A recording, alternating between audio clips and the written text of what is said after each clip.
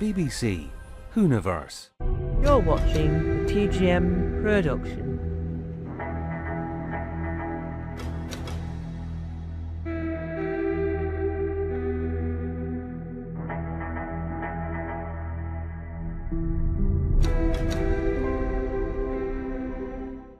One of the things you've worked on that I think, and you, I don't, this is what we'll discover. Once you've done this, you're you're a millionaire for life because circuits on the conventions are like gold dust because you could be in it for 4 seconds. You could be in it. Your elbow could be in it, right? And if you've done enough acting beforehand, they can dissect what elbow that is, and you're in it, and you can just have like a massive picture of your elbow in the background. What's it like being consumed and working in the universe of Doctor Who? Because you've appeared in Yeah. a glorious episode of Doctor Who, but what's it like appearing in an episode of Doctor Who, and then what's the fallout? And have you cashed in on the convention circuit yet? Well, what I do with like with autographs from Doctor Who is that you've got to kind of remain kind of collectible, Yeah, haven't you? yeah, And so I've kind of stopped um, giving autographs kind of like willy-nilly yeah, because I want to kind of up my rating of being a bit more collectible. I did a play at the National Theatre a couple of years ago, yeah. and I was astonished that at stage door there were a lot of what do you call yourselves? Hoovians. Whovians, yeah, yeah. Hoovians at the stage door. And I'm like, oh, did you watch the show? Did you like the show? And they're like, no, no, we just know where you are. So these guys were like, they're there. They know where you are. They've done their homework. They're going to get that autograph. And a lot of the work that goes into, like, with the kind of taking stills from the show Yeah, and packaging stuff up and making stuff, I think is amazing. And I love the Doctor Who fans. yeah, Um, uh, but yeah, working on that show. Yeah, it was again amazing. But this is the I went in for the audition for that, and my massive bugbear with that is why didn't they give me my character a name? Clearly, he's yeah, Mr. Baxter, yeah, but they just went, no, we're definitely going to call your character Crowd One, I think. The yeah. name of the character, and he's got some brilliant lines. I mean, when can you know, like say, one of my lines was, "We didn't come all this way to not see someone hang the doctor," you know, and it's just great just Yeah, say that. And Peter Capaldi's like working off of that line of like, "What? You're gonna hang me?" yeah, Uh, but yeah, no, it was great, and it was great being part of what I call a kind of historic Doctor Who yeah, episode.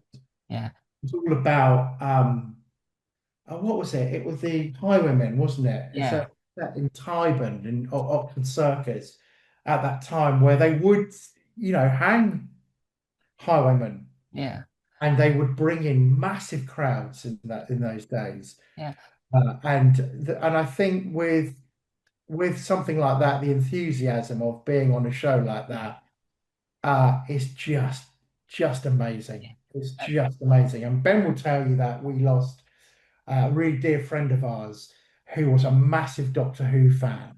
And to be part of that and to kind of play into such an institution I'm so lucky to be part of that. You know, I'm lucky to be in this industry, but yeah, to kind of tick off something like that, I yeah, just wow, what a gig. You know, yeah. it's What I think that what's happened now, and I don't know if you've realised this, but now that you've appeared in television, Who, this does mean that you by rights, and I'm giving out these rights, it seems, but by rights you get access to the audios because obviously Big Finish love giving the spin-off, and they could give you a character a spin-off if they so wish, or they could just bring you in as a different character because what Big Finish love doing is giving out excellent characters to people that have appeared who are either not in TV Who yet or about to appear in TV Who,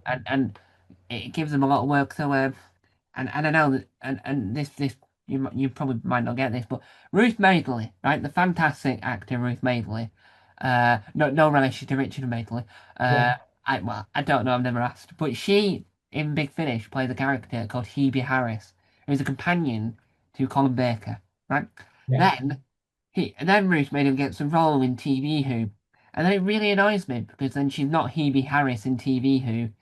Right. She's a scientist in unit, so she's still the main character. It's just now she can't ever be in the show as Hebe Harris unless there was some sort of multiverse incident, and it annoys me. And but I think that it proves the point is that you can now be in Audio Who, and because I do think you would suit Audio Who as well as The good thing about my character in that, and yeah, this is the little thing, I don't know if people have kind of missed this, but it was definitely for effect. yeah, Ed Bazalgette is the director who directed the show. He used to be in a band in the 80s. Anyway, so I digressed there. But yeah, anyway, my character gets killed by the Lion Man yeah, and then brought back to life when the baddies are destroyed. mm, So technically, my character is going to live for centuries. yeah. So Nicholas Briggs, if you are watching, or anyone that wants If to pitch, Crowd won a spin-off, yeah, if anyone wants to pitch any ideas for Big Finish, if you are obviously if you're already in Big Finish, so you can get directly there a lot quicker. Well, we've got a character in the story. It's like yeah, Maisie Williams, where she flew off in the diner, which was a diner, so she died, came back, changed her name from whatever it was to me. And then obviously people do the gag where, what, me? No, no, no, the character me. What, me? No, no, no, but the character me. What, you? No, Maisie Williams. And then you 4 hours later trying to shut the person up because they think it's hilarious. I agree. I think my character should have some exploration, Yeah, definitely. The most maxiest kind of crowd member. yeah, Um, yeah, it was good. The good thing about that as well yeah. is that was it Rufus Hound Oh yeah, hit the nail on the head when we were traveling together in the car to the set. yeah, Uh, and he said, I don't know about you, but I feel like in my head I'm high-fiving everyone that I see. I just thought, well, that is exactly spot on yeah, way of saying, because we did a lot of long days in that in yeah, the mud and the drizzle and just recreating 17th century London. It's just you're in the mud, you're in it's not a great experience, but because you're doing Doctor Who, yeah, it's you kind of yeah, forget that. yeah.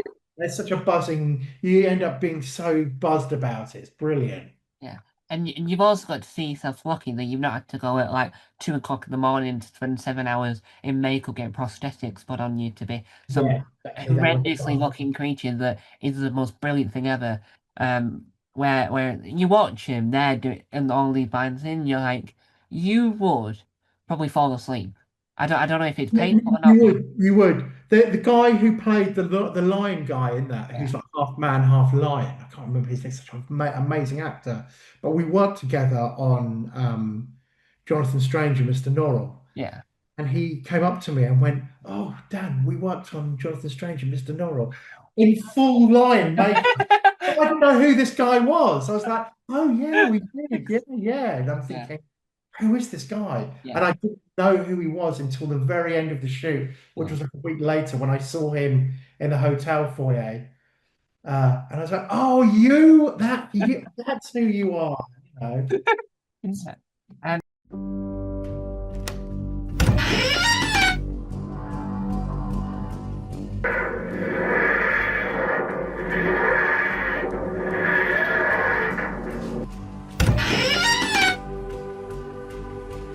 don't forget to subscribe to the official Tom Mason YouTube channel